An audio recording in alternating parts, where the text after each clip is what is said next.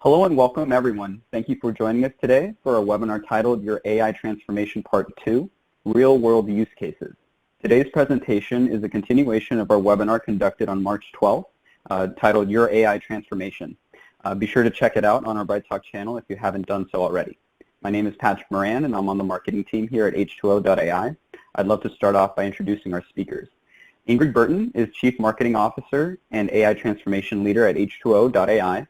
And Benjamin Cox is a product marketer and responsible AI leader at H2O.ai. Before I hand it over to Ingrid and Ben, I'd like to go over the following housekeeping items. Please feel free to send us your questions throughout the session via the Questions tab in your console. We'll be happy to answer them towards the end of the webinar.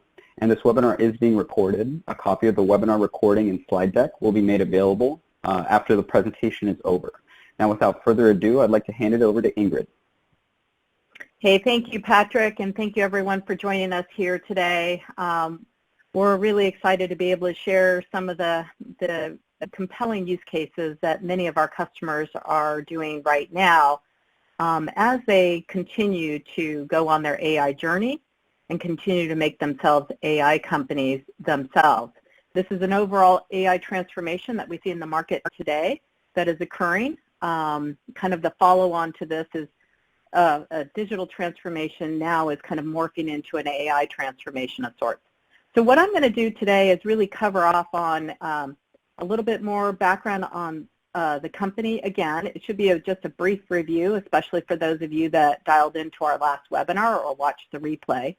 But also then I'm going to go into more detail about what our customers are doing. So just briefly, you know, H2O is all about democratizing AI. That's where we got our start. We open sourced a compelling set of algorithms and math in a framework called H2O, and we did that about 8 years ago. We're now very much further along in our own technology journey with automatic machine learning, and soon you'll see more around our AI for business platform called H2OQ. But we are about democratizing AI. We do it on our mission for AI for good. We're a trusted partner to so many companies out there right now. We're very involved in the community and leading this AI open source movement. And we're also very much involved in AI for good for social impact, especially today in today's world with coronavirus. We're actually doing quite a bit of good work there. So who we are, I think a lot of you know who we are. You know, we've got a lot of great people on our team. We're working with a number of universities, actually over 1,000 universities have our software that they're teaching to their grad students, to their undergrads. 20,000 organizations around the world use H2O either from an open source standpoint or our automatic machine learning platform called Driverless AI. And our meetup members total, I think, close to 180,000 members right now. Those are around the world. We're really passionate about our customers. We're very customer-focused, customer-centric, and I think you'll see just some of the names here are the who's who across the world of some of our key customers. We're global, so if you're in any part of the world, we can answer your questions. We've got offices and a presence on every continent except for Antarctica, and we are very willing and able to help you. So here's one of our key value props in our space is that we have 14 Kaggle Grandmasters that are part of H2O.ai. Recently we added 2 more in Austria, so 2 more Kaggle Grandmasters just recently joined. Why this is really important. Our Kaggle Grandmasters not only help our customers with some of their really challenging business problems, they're also helping us build the best product portfolio and platform portfolio in the AI space today. So they're leading the charge, working with our engineering and our data scientists, our expert data scientists, on creating tips and techniques that you as a customer or you as a business can use in your AI transformation. So an AI transformation, you know, as we see it, really a transformation for us starts with data. You add some AI and you add your people and your insights, your domain expertise, and you can go through an AI transformation. But what's really important is is an AI transformation helping a business? Let's start with the business questions that many businesses are asking. So everything from how do we do better forecasting? How can we do a more efficient supply chain? Where do I find my next best customer? Can I detect fraud? What's my risk? What's my likelihood of this customer actually buying from me or buying more from me? These are key questions, and it permeates across everything that we see on an AI transformation. Again, we're global. On the left-hand side of this slide, you'll see a lot of our open source statistics of the 20,000 organizations that use H2O.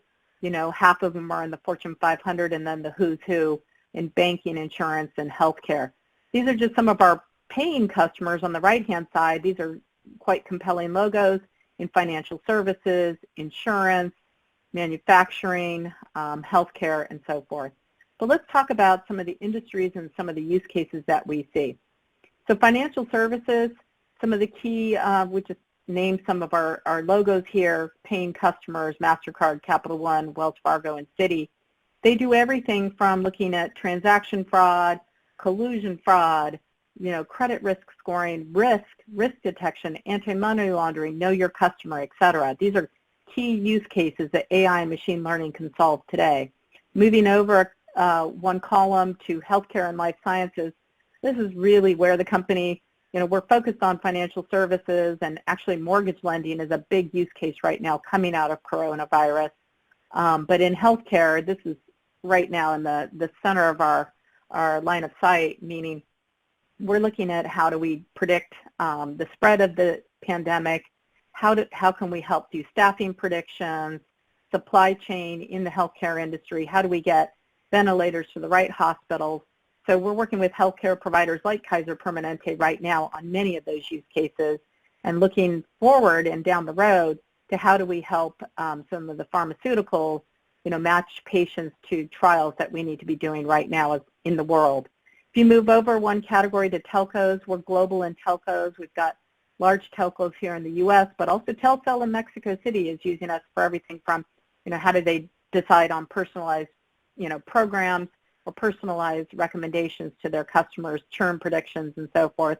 And then, of course, marketing and retail, and especially retail right now, being hard hit as there is the global almost shutdown of, you know, in-store presences. So how do we help these retailers how does AI help retailers in this world as they have to, you know, figure out their new supply chain and their optimization and where are their customers coming from and go completely digital at this point in time.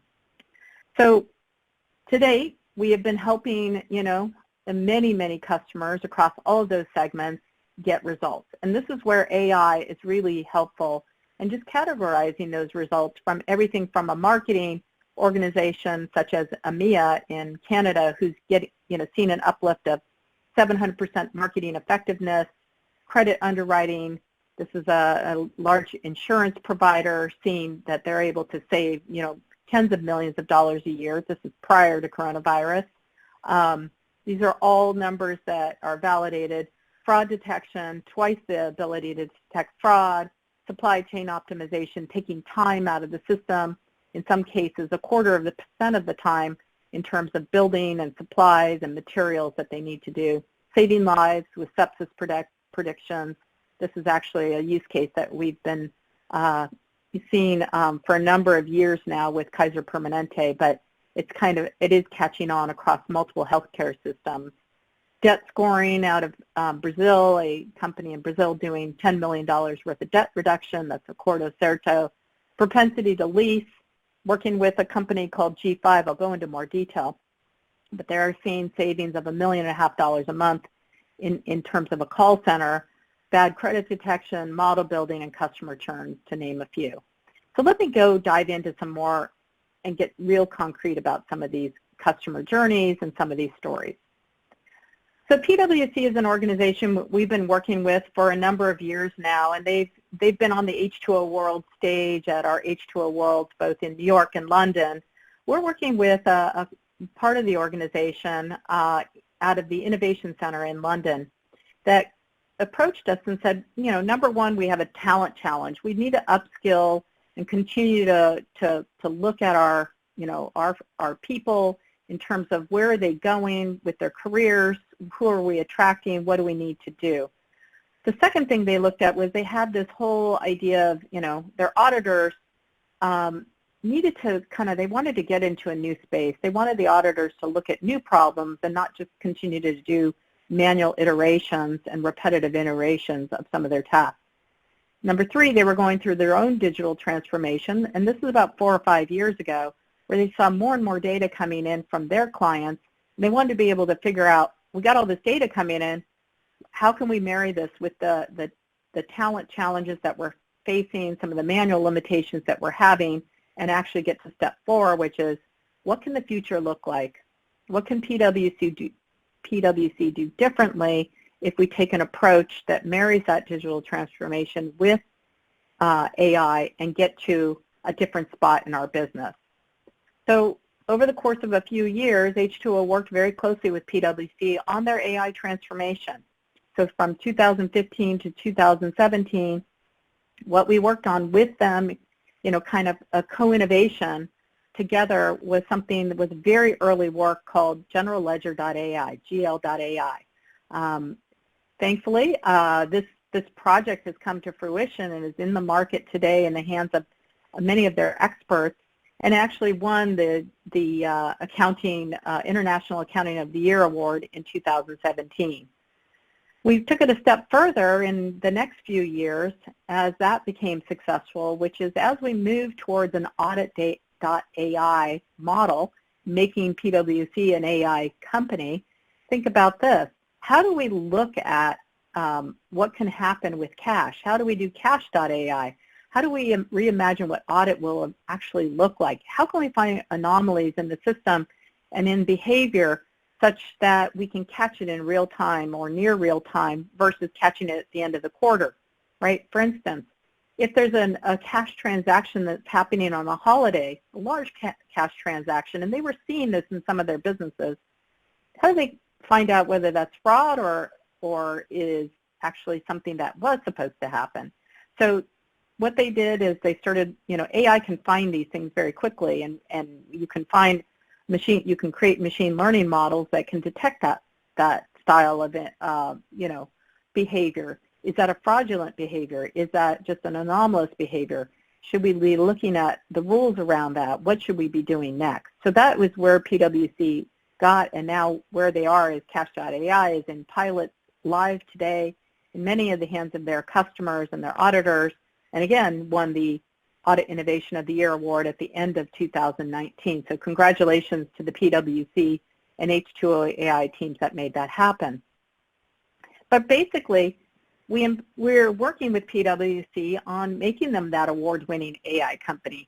And Gary Rapsey is one of our key contacts over at PwC. He's a great friend of the company.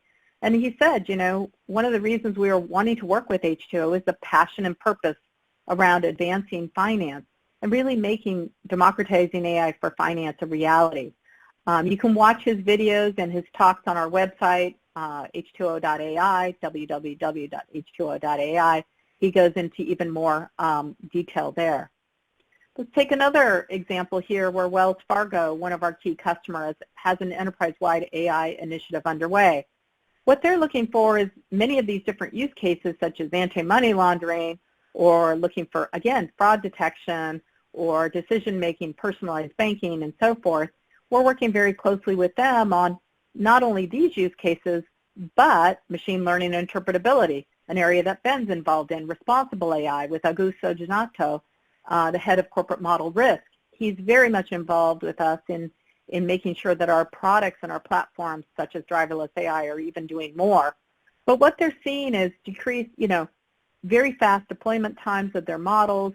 They have 100+ data scientists across multiple business units working on these use cases, and they are able to use our machine learning and interpretability to turn their, the bank into a trust center using machine learning and interpretability to explain the results they're getting, not only to us as consumers, but also to the regulatory bodies, because that is a big part of the trust factor around AI. Nationwide Insurance, I talked about it a little bit. They've been doing AI for 10 years. So they've been doing data science a decade of data science at Nationwide Insurance. And we've been working with them for about 6 or 7 years, both on the H2O open source side, which is where they started building up multiple models with a centralized data science team. So this is an interesting one where their data science team is very much centralized. They are also now starting to use they've been using driverless AI on one of their use cases or several of their use cases over the last year.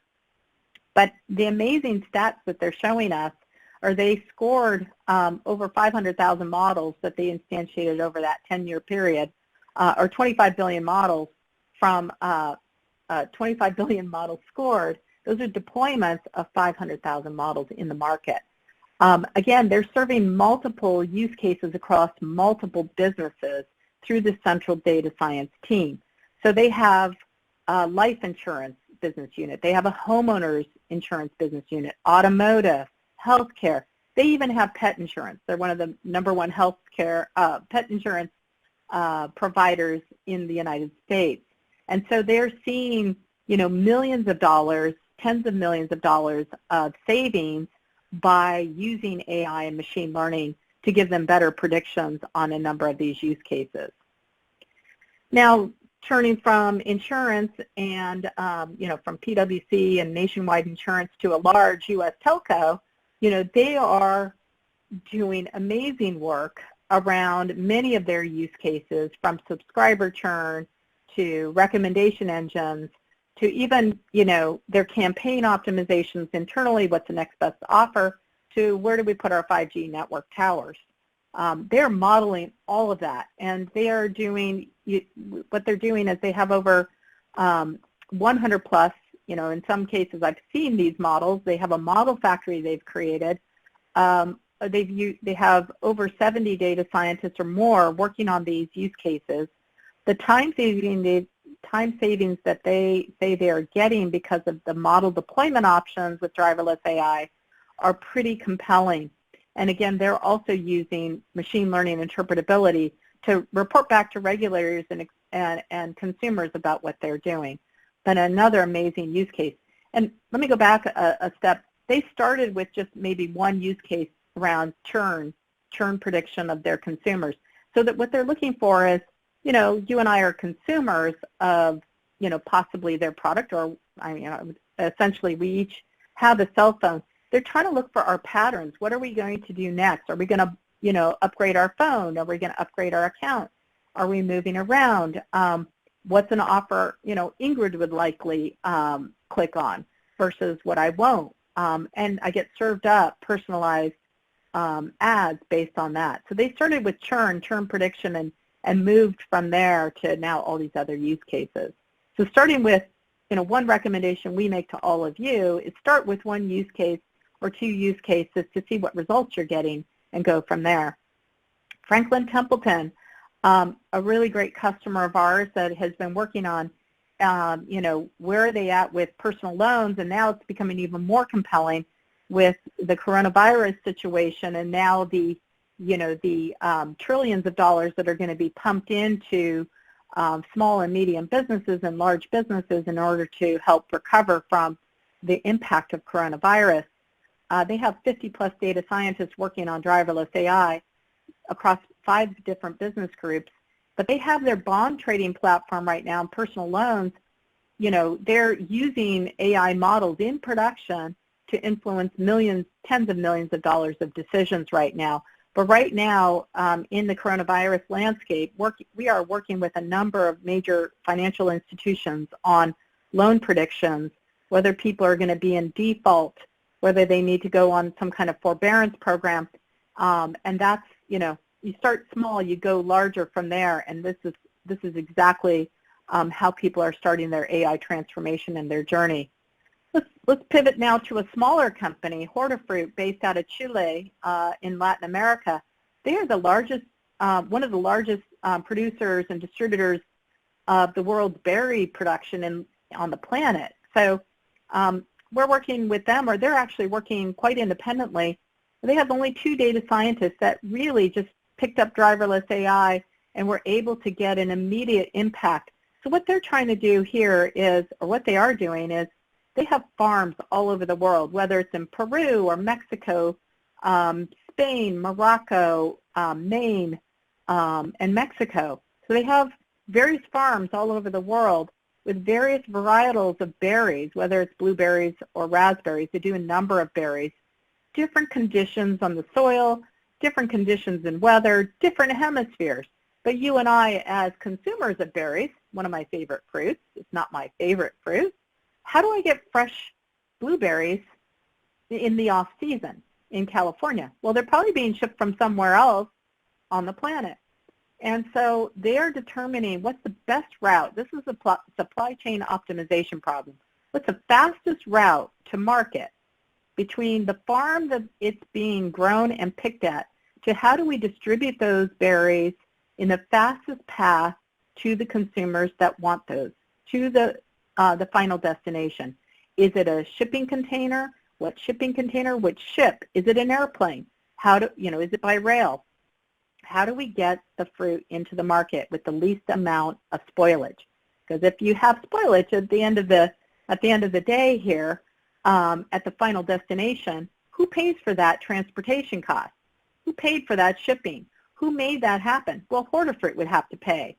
If it arrived in, and it was spoiled fruit, your final grocery store and you and I as consumers aren't going to buy it. So it gets returned, and it's a claim that they file against Hortifruit and demand repayment. So it's very costly. In fact, millions of dollars of spoilage can, really substantially hurt a business like Hortifruit.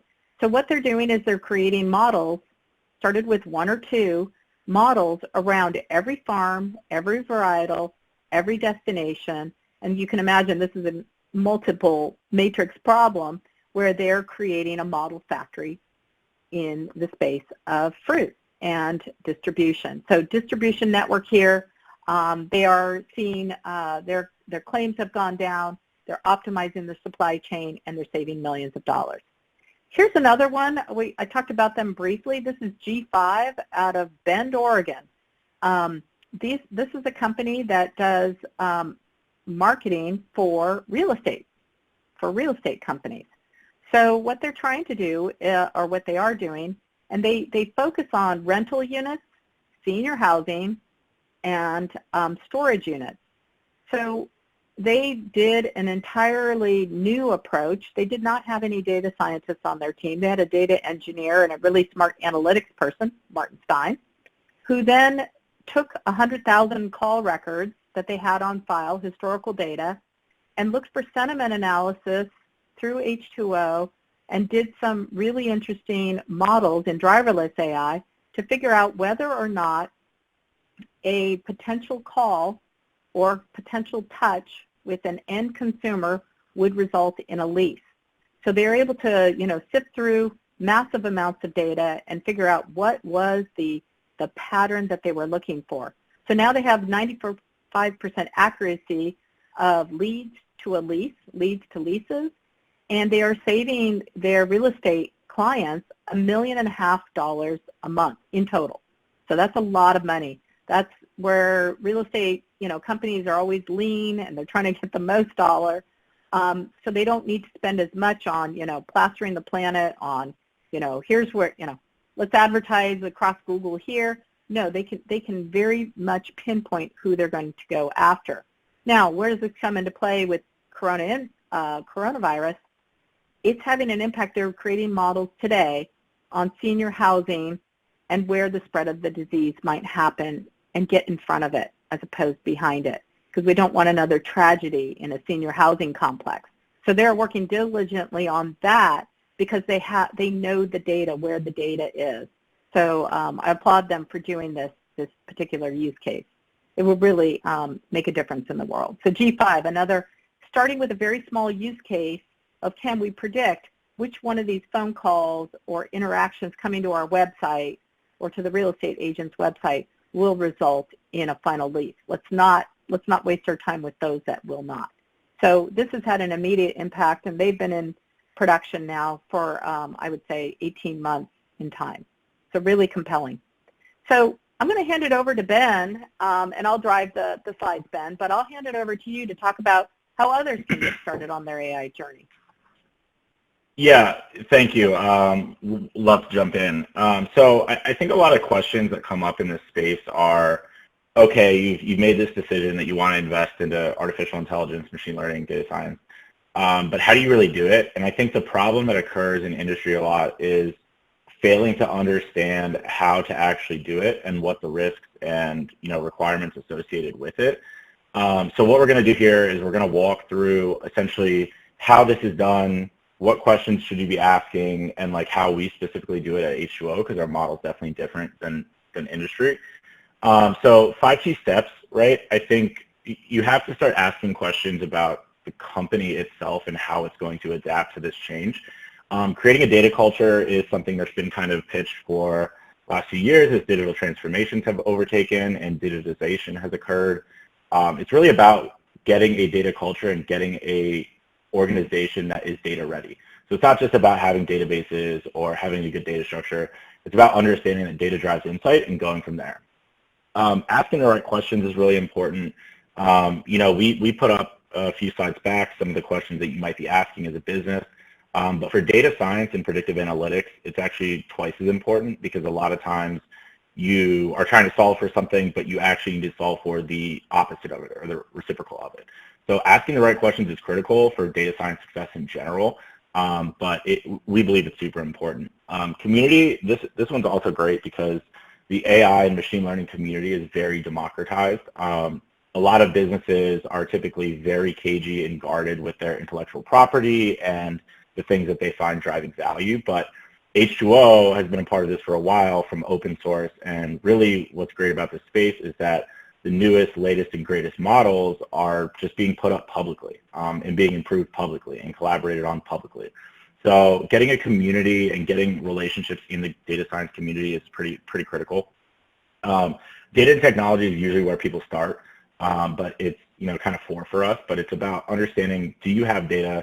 Is the data a quality that's acceptable to model on? Because the saying in industry is garbage in, garbage out, and you really want to avoid making predictive models that impact customers or the risk of your firm if the data going in is very unclear, ambiguous, and not good quality. Technology is important because you need to have the architecture to be able to process it. Cloud computing, high performance computation has come up a lot lately because artificial intelligence is a very heavy mathematical process. So you actually need the technology infrastructure to be able to support these heavier models and heavier calculations. Trust in AI is kind of the responsibility piece that we talk about, or interpretability piece. If you have a predictive model that's making firm-wide decisions or customer-affecting decisions, you really want to be able to trust it and quantify the amount of trust that you have in it. And it creates this kind of feedback loop of understanding trust and risk and that kind of whole piece. So let's jump to the next slide.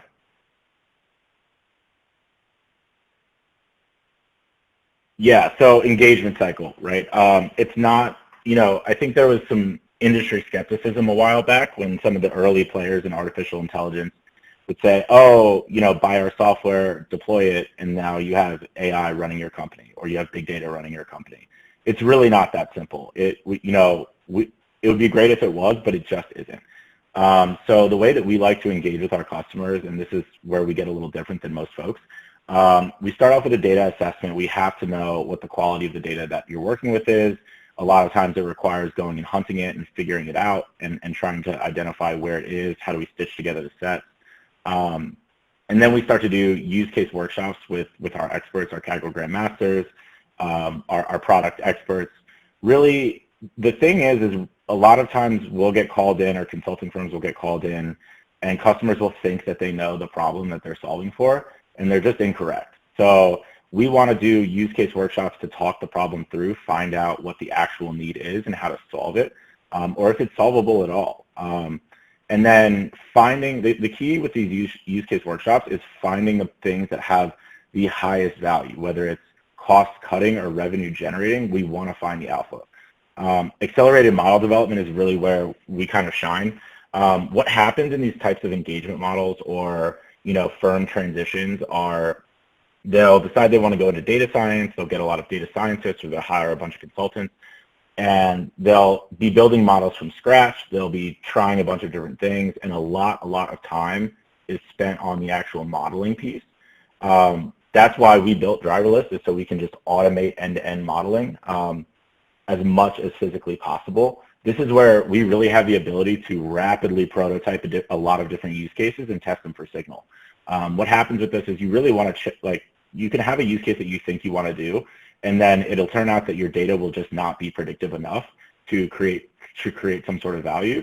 So, when we go in and we deploy Driverless and we walk through these use cases, we can get through hundreds of thousands of models in pretty much no time flat and determine where the signal is in your data and how to kind of monetize that. Model deployment is where you really start to take these models and put them into production and see them go live, right? That's the end goal. But it's iterative too, because the next step of that is you put this model out in the ecosystem, you're watching it make decisions. What you have to then do is do constant refresh and review and monitor those kinds of metrics and see if you are getting the amount of lift and yield that you expected you were going to get in the first place. A lot of times that's not the case, and then you have to kind of go back and do another data assessment, do another refresh, and ongoing monitoring and review is pretty critical, and this is usually where we jump back in and start to talk about next steps or new opportunities, or how can we improve on things that are already driving value. So going forward, let's jump to the next slide. Yeah, so the way that we do this is what we call executive engagement. We really built this company on the backbone of the best data scientists and the best modelers out there to create a really good platform. So we really like to be hands-on and be partnered, get our category grandmasters in there, have them assess the problem, make sure we're not missing anything, and continually partner. So, and then the other thing we want to do too is, selling software and leaving is not a good model. We like to teach and train. We have plenty of programs where we're training multiple data scientists at big companies and teaching them what they need to be looking for, teaching analysts how to start doing early data science work, understanding the code, understanding how Python relates to Driverless, relates to R, relates to all of the various ecosystems. And then we kind of, we can go to the next slide. So we customize and extend, right? I think the thing about all of this is you have to take periodic stops and check benchmarks and see where you're doing well and where you're doing not and where you aren't. And a lot of times you have to refresh the vision and say, okay, we need to customize this plan. It may not work correctly, or we need to actually lean into something that may be driving more value. We like to do roadmaps to success, really kind of outlaying all of the things you need to consider. And this is a really important point because it's not just about deploying software. It's really about organizational readiness. You have to put in data science teams. You have to put in centers of excellence. You have to consider model governance, model risk management, model monitoring. It's not just a simple turn the light switch on and then, your models print money. There's an organizational piece to this that's super critical that companies really need to take very seriously. AI transformation, what's cool about AI, data science, machine learning, is when you start to create these predictions and you start to create new insights from all of your data, you've essentially created a new data asset, right? And it creates a feedback loop. Once you start getting these predictions, you can start seeing how they trend over time. You can start seeing what that implies about the drift of your data. It really starts to feed back in at the front end and drive further value. It creates these bigger ensembles, it creates these bigger value nets, and it's a flywheel effect, and it's really effective. And then we kind of check for results, right? Whatever your metric is, minimizing risk, improving accuracy, overhauling efficiency. There's a lot of different ways to score, and every project is unique, so you have to consider that pretty critically. Looking at compliance, financial services has obviously been on this for years, but it's really critical for firms to think about once you get into the prediction business, what kind of implications does that have about your exposure to regulatory risk or regulatory change? And then innovation and design and long-term vision road mapping. A lot of times what happens with us is, we get one use case that, they're kind of testing the waters, seeing if it has value, seeing if AI could be good for their company, and then they're really blown away by the results. And then it becomes the next question of, okay, we love this, how do we go bigger and how do we do more? And that's really what this is about. So going forward, Our strategy overview, this kind of echoes what we just walked through. We roadmap issues, success metrics. We do technology assessments and make sure you have the infrastructure you need to kind of deploy this. We've built a pretty lightweight software, but obviously there's technology, architecture, and technical debt implications that go with this. High-value business cases and opportunities, we're really looking for, the meat, right? We're looking for places where we can drive a ton of value, not a little value over time. And then we just partner with you. We sit with you to rapidly prototype these. We make sure you're deploying the software correct, and we make sure that this is going according to plan. And I think all right. That brings us to questions. questions. So thank you, Ben. I think that was tremendous. So hopefully we've shared, who we are, what we do, how we can help, and how companies, big companies and little companies can all become, go through an AI transformation, get real-world results.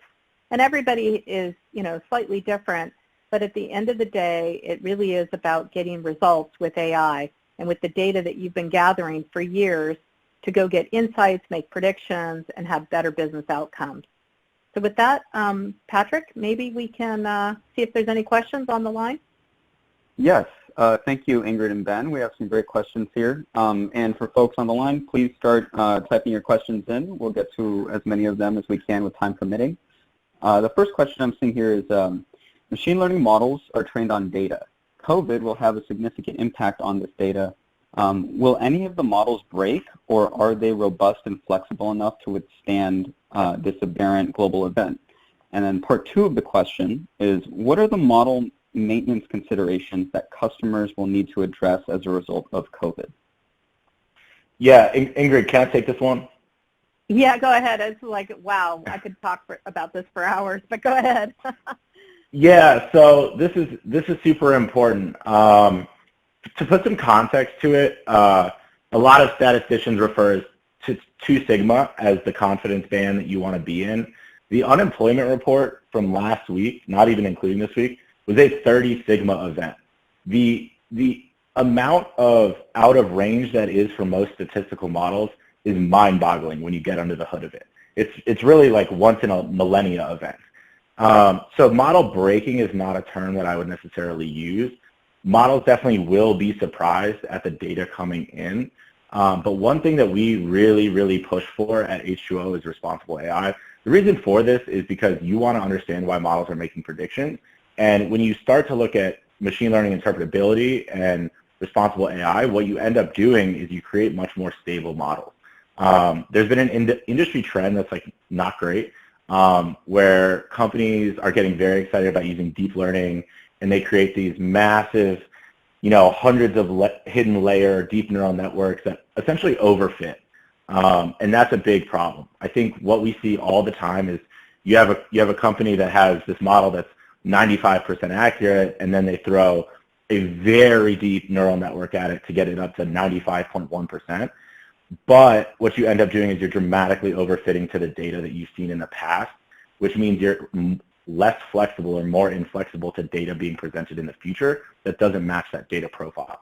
So that gets into the second part of the question, where if you're making models that are stable as possible, you're going to be more resilient. But the model maintenance considerations going forward is you really need to think about how data drift looks in your data set.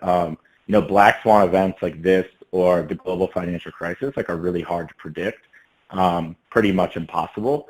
But what it does is as you start to incorporate this new data, your models become more aware that there's a wider band of events that can occur, and your models start to make decisions to prevent the absolute downside of these black swan events and limit exposure in the case of them, and then start to do some kind of signal searching for features that might imply another severe macroeconomic or global crisis event might be on the up and up. And there's some variables that have signal there, and it's about making sure you're looking at the right data to try to identify that. Obviously, COVID is a very once in a lifetime type thing that we've never seen before, but having models that are more likely to understand how to handle big, rare events will be a result of this. It's just about refreshing models and refreshing risk parameters.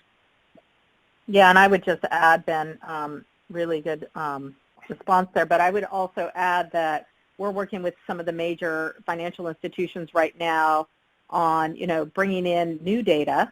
So there's now, like, do we bring in mobility data? Do we bring in new trends? Obviously, the coronavirus spread, the data sets that, Johns Hopkins and others, and we've discussed this on another webinar actually a week or two ago.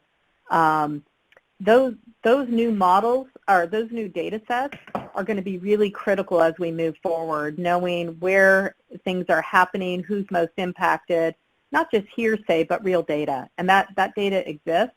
In fact, now it's like sifting through to make sure that you have the right data sets married with your current data and figuring out what your new models might actually look like. So I think there's an opportunity for banks to kind of look, and banks and financial institutions, healthcare, insurance. I mean, these are all industries, retail, I talked about them earlier, they're all impacted by coronavirus in a very different way, but data exists for them to start looking at in terms of bringing that into their environments and creating and updating their models as well in this event that none of us could have predicted. Yeah, and the last caveat, I think you just got into it right at the end, is when these events happen, you get to take a step back and think about things. Like before the financial crisis, we weren't really thinking about how many homes does somebody have different loans on, or what was certain leverage on certain products like at banks, and like why that might matter. But after it becomes apparent, you can see that, and you can start to see that banks are paying attention to how many mortgage-backed securities or CDOs or synthetic products they have levering up against one another. Whereas now too with COVID, it's not just a time series analysis of the rate of infections or hospital capacity issues. You're starting to be able to bring in like geospatial data of where are people traveling, where are people moving from one state to another, and what does that kind of more dynamic, unstructured data infer about the data set and what might be happening in certain states going forward. So it's about, broadening your horizons of understanding what data should be included based on the new situations and things that we learn. Awesome. Yeah, and finally, I'd like to have you, if any of you haven't seen AI in healthcare, better data for better outcomes, we've blogged about the data sets.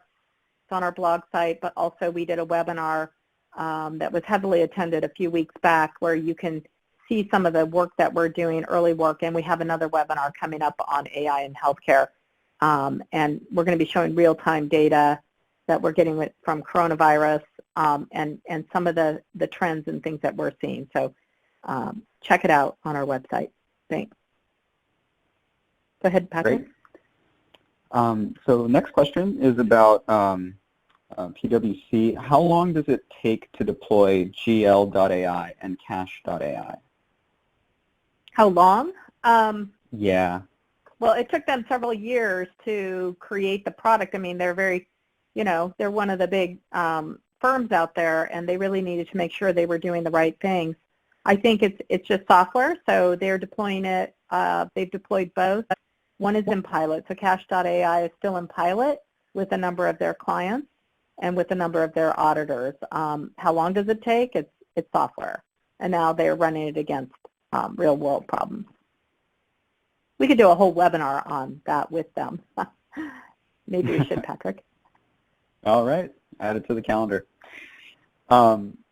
Next question is, how do you recommend approaching conversations when the business isn't prepared to change the outcome but wants to predict the outcome? How do you approach the conversation? Was that the question?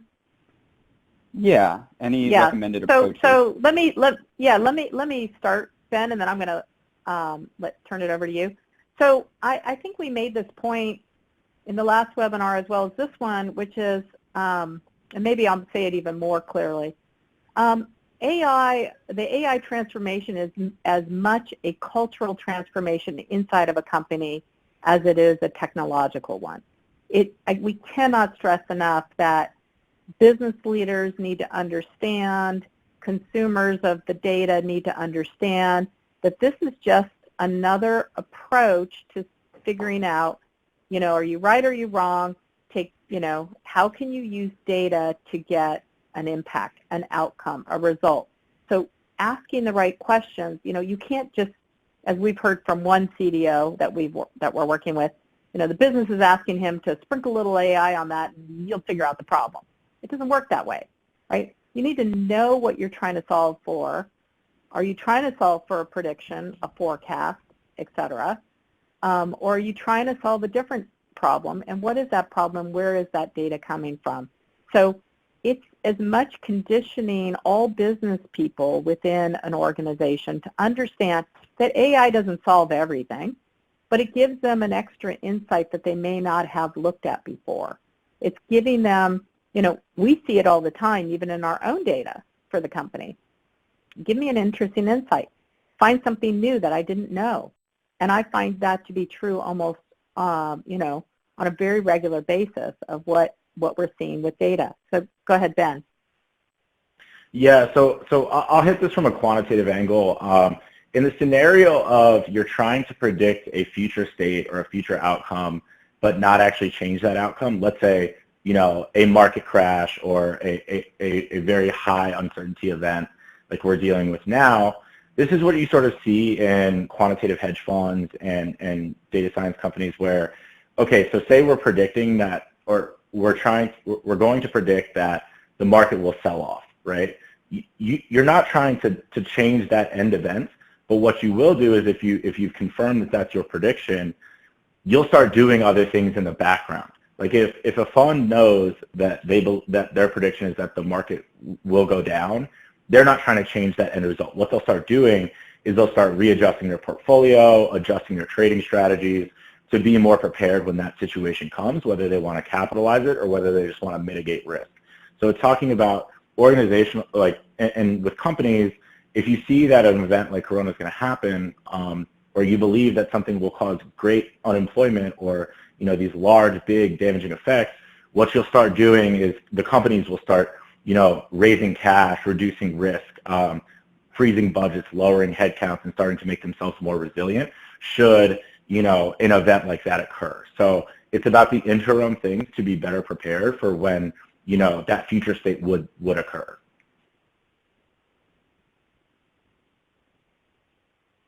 Okay, great. Next question is, are there any, how to phrase this? So what is the right organization to ensure AI success? I believe they're asking, is there any particular company or organization that's fit for AI success? And do you have any use cases to illustrate these points? Yeah, so I think I covered a couple of them, but let me be clear about how to organize, right? So, I'm not going to tell anyone how to organize. The models that we see right now in terms of organizational strategy are, I would say two, maybe there's three. But there really is people like data scientists sit within a business unit. So we see that a lot, right? A data science team is associated with a business unit. Like let's just take consumer banking as an example at one of our clients. So there's data scientists in the consumer banking side of the business, but they're not on the commercial side, right? So they're not in the same team. And they're doing their own models. Now they may have to send them over to a governance body within the bank to vet those models. So we see people, data scientists, aligned with the business. Then we also see the approach where data scientists are in a central team, like at Nationwide Insurance, right? They have 45 plus people in a central team that serve 8 or 9 different business units. So they're doing a central team. They get a question from the business, how do we predict churn? What's the next best offer I need to make to a consumer of our insurance products? How do I marry those together? What have you? The business poses a problem that a data science team, a data scientist within the team, or several, will be assigned to that problem and then work with the business to come up with an outcome. But that way they're doing shared resources. So we see a mix, right? And then the third is we see the mix where there's, people, data scientists and data engineers within business units, or there's a central team, and then there may be a mix of those. But it's almost like you see that in many different organizations with central services, right? Either central services or decentralized. There is no right or wrong. It depends on your business, right? What works for you? How do you guys operate? Are you going to trust to go to a central team? Do you want people closer aligned to your business? Ben, do you have any thoughts on that as well? Yeah, I'll just add on and give you two examples of industries that I think do it really well. The first and foremost being insurance, surprisingly. A lot of these insurance companies were built on the backs of actuaries who have literal, disaster models. So you have these industries that have spent decades modeling potential bad events, and they understand the mathematical risk. And they take the new data science methodologies very, very seriously because it's a lot of old math folks who know the implication and statistical implications of certain things. So that's one industry that tends to do it very well. And then the other industry is just good old classic banking. This hasn't always been true, but because of 2007, 2008 global financial crisis, they've been regulated very heavily. So you see their organizations have model risk management, have model governance, have internal governance and controls on top of data science teams.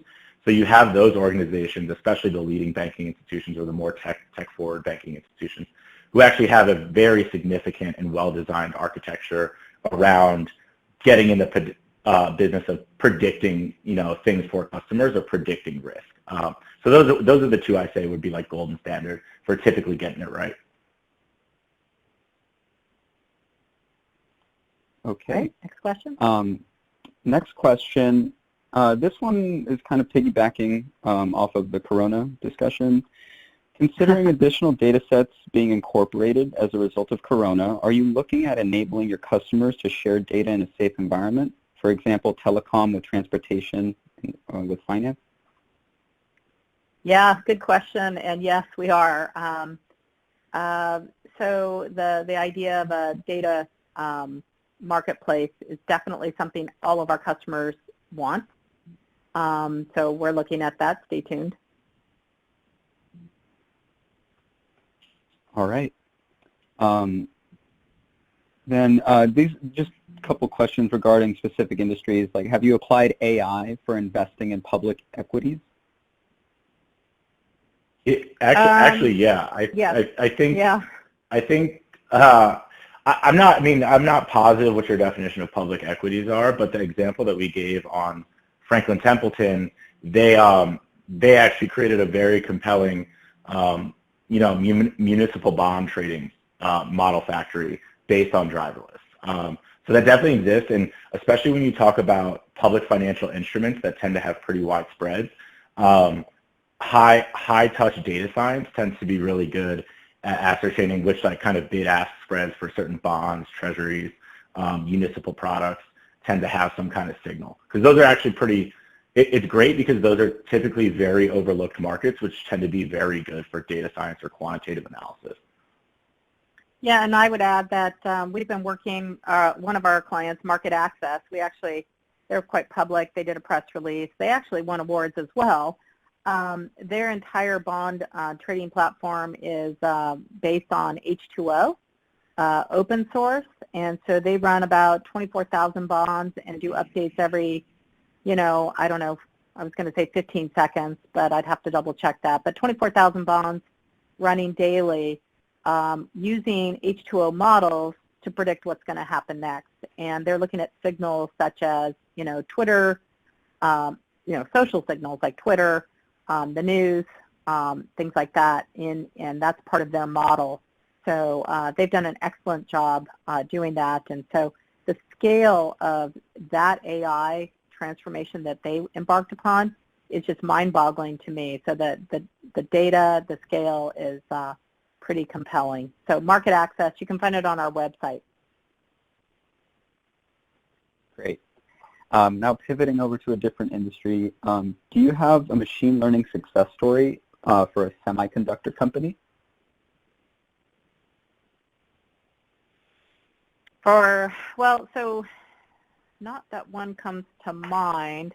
We'd love to do business with you, but really in supply chain materials. So we worked with Stanley Black & Decker, or they worked with driverless AI on matching materials to a potential buyer, and that is a supply chain example, but it was actually manufacturing. So in that case, it seemed close. it's closer, but no, not in particular. I haven't seen that yet. I would say from a partnership perspective, like I believe that we partner with some of the newer GPU semi companies.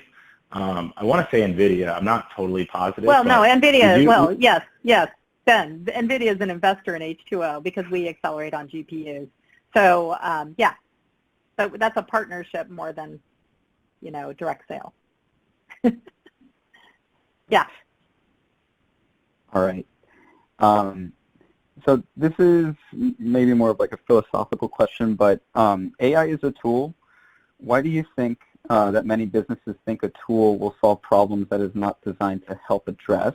And why such an extended period of cognitive dissonance for so long? And where have AI builders missed the boat on educating businesses and people on its intended uses? I love the question. I would love. Wait. Let me go. I'm gonna go. So let me go first. So AI is not new, right? Let's be clear. AI has been around for decades. Okay, so people were getting degrees in AI, you know, and math in the 50s, the 60s, and 70s. In fact, you'll run into a lot of people that'll be like, I've been doing AI for 30 years, and they have. So what's new is we have, you know, more compute power, more data, more open source algorithms. It's just more accessible. I think the AI folks that have been around for decades, and I know some of those people, you know, they were solving problems a long time ago, and they were doing it through math. And so we now have the rise of machine learning. AI is a broad category, but we've, you know, yes, this has been around for a long time. I think the market is really coming to understand that it's more accessible to more people. There's data science curriculum that now exists.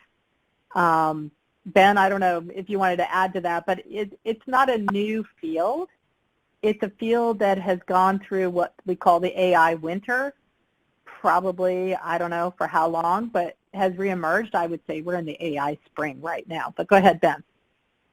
Yeah, I would just say, you know, AI, like the math behind AI, and like it started as expert systems, kind of moved to statistics, now we're here, wasn't designed to, you know, it wasn't designed to solve a certain problem. It was just designed to create better analysis tools. So it's a Swiss Army knife, right? Like you can put it in a lot of different places. But to the philosophical question about adoption curve, I mean, this is just kind of what you see happen where a new technology, you know, back in the day, you'd have data punch cards where you'd be punching data and feeding it into systems. And if you were to tell somebody, oh, you know, that job's not going to exist, a database is going to take your job, they probably would have pushed back and said, no, there's no way. So that's been one of the, like any frontier technology, you're going to get pushback because people don't like want to believe that it's true.